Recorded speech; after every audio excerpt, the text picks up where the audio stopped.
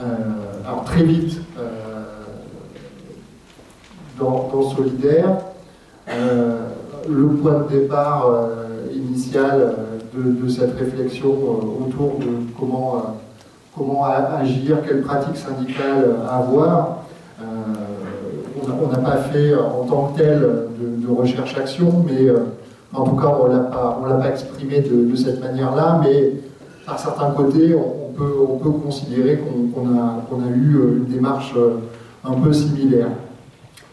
Le point de départ, c'est dans cette salle, en mars 2010, donc c'est pas il y a 14 ans, mais c'est il y a 8 ans cependant, des journées qu'on a appelées les journées du travail, dans lesquelles on réunit autour de ces questions de santé, de conditions de travail.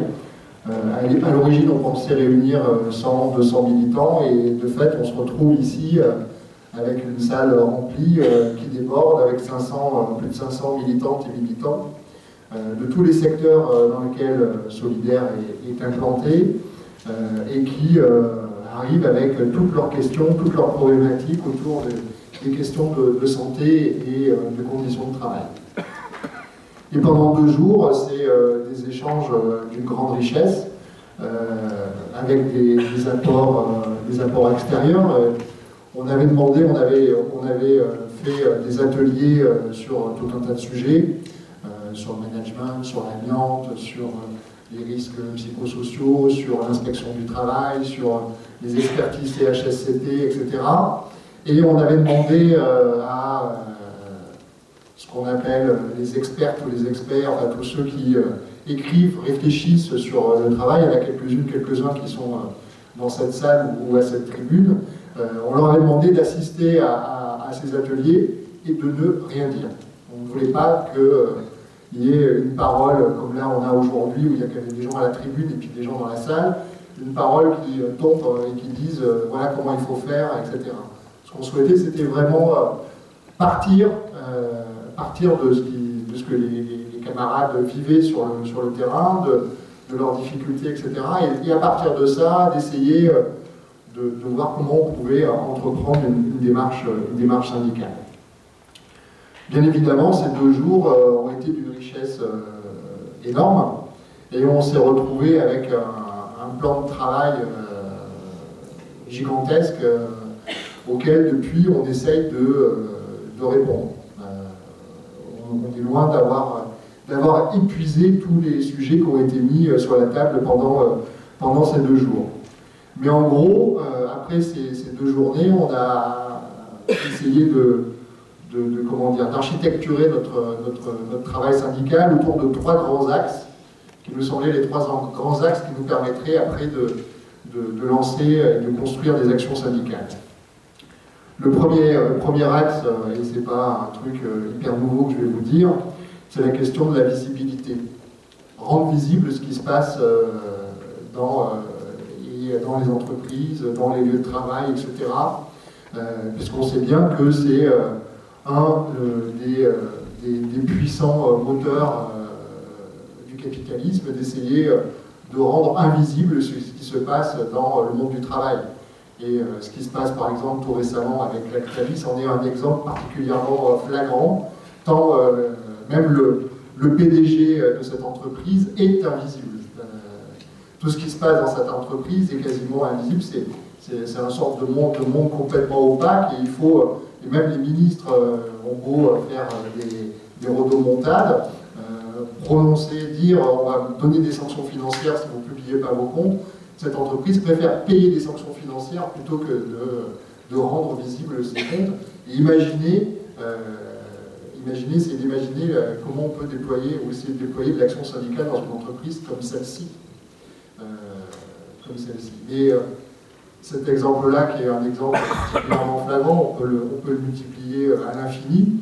Et je renvoie à un livre que j'ai lu l'an dernier qui me semble extrêmement intéressant et puissant sur ces questions-là. C'est le livre d'Emmanuel Henry, Ignorance scientifique et inaction publique, qui permet de voir que tout ça, c'est pas une construction marxiste ou d'ultra-gauchiste sur un point de table, c'est une entreprise délibérée, c'est une construction délibérée de la part du capitalisme. Et ça renvoie aussi, de fait, par rapport à cette question de visibilité, à ce qu'on met derrière le dialogue social. Et derrière ce terme de dialogue social, sur lequel, nous, en tout cas, à Solidaire, on ne se retrouve pas, et par exemple, on ne se considère pas comme des partenaires sociaux. Partenaire, ça voudrait dire qu'on est sur une table et qu'on est à égalité.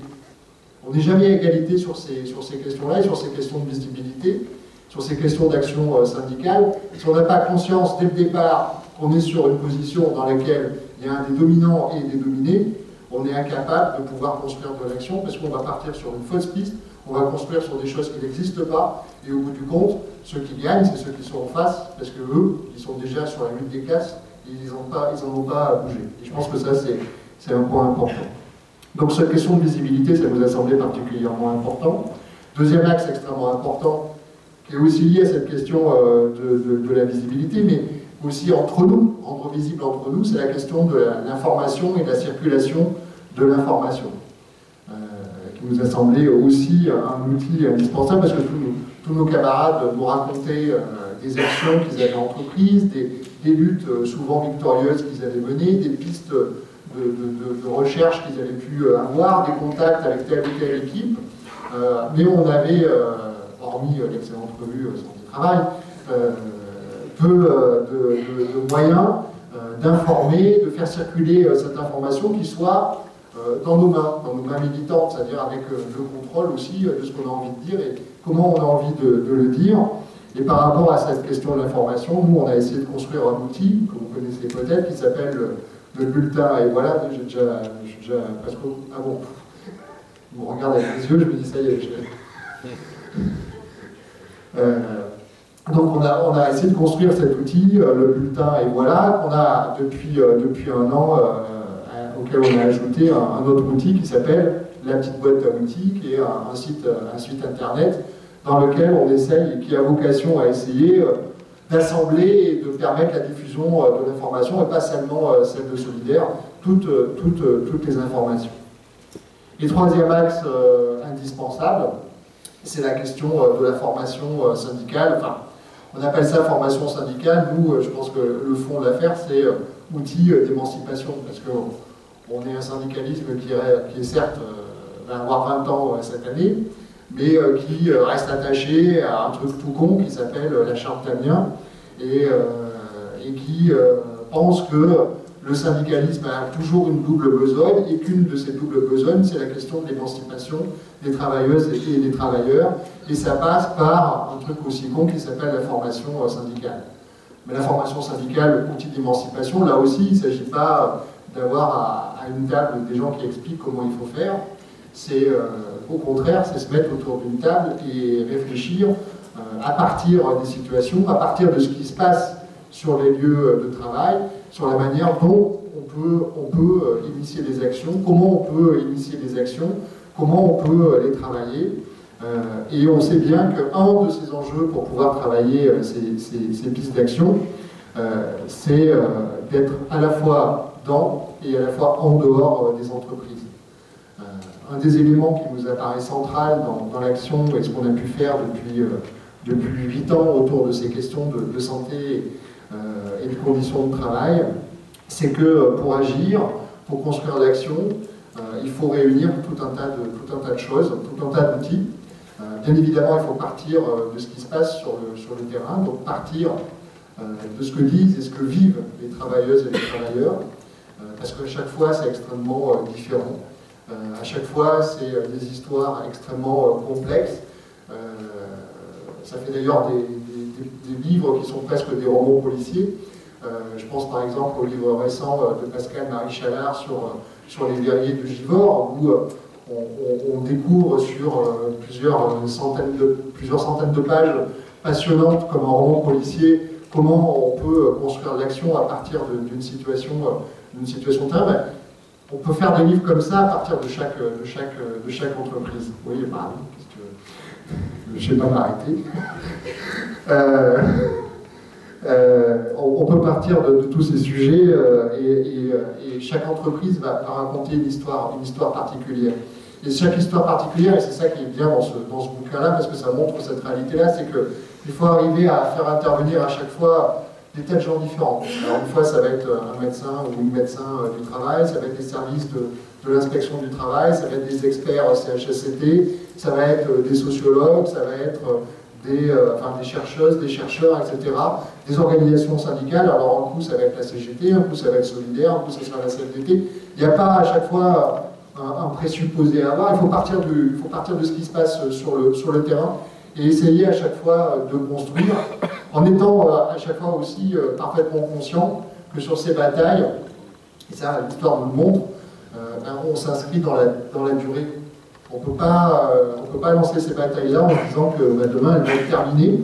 Non, c'est des batailles à chaque fois sur le long terme, voire le très long terme. C'est pour ça que ça prend plus de 10 minutes pour le dire. C'est une donnée essentielle à avoir en tête lorsqu'on se lance dans ces batailles. Je termine par un exemple récent, comment c'est compliqué de pouvoir construire dans le contexte actuel. Il y a quelques semaines, j'ai rencontré des salariés, des militants syndicaux d'un centre d'appel. Il y a énormément de centres d'appel qui sont installés en France, et maintenant, ces centres d'appel, souvent, ils sont installés, et là, au cas particulier, il était installé sur le bord d'une bretelle d'autoroute en Corrèze, donc éloigné de tout. Et ces militants syndicaux, qui sont majoritaires dans leur entreprise, ils ont gagné les élections, etc., mais ils ne sont pas du tout satisfaits de cette situation-là, parce que ce qui les intéresserait, ce qu'ils ont envie de faire, c'est de pouvoir discuter avec les salariés de cette entreprise. Sauf que, bien évidemment, dans une entreprise de centre d'appel, les salariés ils ont extrêmement du mal à les voir, puisque lorsqu'ils se déloguent pour aller aux toilettes ou pour aller à une pause, ils ne sont jamais que 2 ou 3 en même temps. Et comme ils sont sur une aire d'autoroute, enfin à côté d'une aire d'autoroute, une bretelle d'autoroute, et que tous vivent disséminés sur l'ensemble de la Corrèze, voire des fois plus loin, puisqu'il y a une bretelle d'autoroute, ça permet de faire venir les gens de Limoges ou d'ailleurs, pour venir travailler sur le centre d'appel. Dès que ces salariés sortent de l'entreprise, la première chose qu'ils font, c'est rentrer dans leur voiture, leur moto et partir. Et donc ils ont du mal à trouver et à construire des espaces dans lesquels ils vont pouvoir discuter avec les salariés. Et une des conséquences de ce qui s'est passé ces derniers temps, ce que décrivait Thomas au départ, c'est qu'il y a une logique derrière la loi travail, derrière les ordonnances travail, c'est de casser tous les outils, le CHSCT en est un, mais pas seulement, de casser tous les outils de proximité des militants syndicaux avec les salariés, tous les outils qui permettaient de débattre du travail. Le CSE, l'arrivée du CSE, c'est typiquement ça, c'est-à-dire on va aspirer les quelques militants syndicaux qui vont rester, puisqu'il va y avoir une diminution du nombre de mandatés extrêmement important, on va les aspirer dans une instance qui va être une sorte de monstre qui va tourner en boucle, mais sans que ceux qui vont être dedans ne puissent prendre le temps d'aller voir les salariés. Et un des enjeux pour les organisations syndicales, sur les questions de pratique syndicale, ça va être dans cette période-là de refuser de se laisser aspirer dans cette affaire-là. Et de continuer à travailler et à axer leur travail sur le terrain et au plus proche des travailleuses et des travailleurs, donc d'être inventifs sur cette question-là. Et je terminerai par une citation, parce qu'on pense souvent que la loi, le droit, ce sont des choses essentielles. Mais je lis un roman de Robert Penn Warren, qui s'appelle « Tous les hommes du roi ». Et ce matin dans le métro, j'ai lu deux petits bouts et ça m'a fait penser à ce que je devais les citer dans cette journée.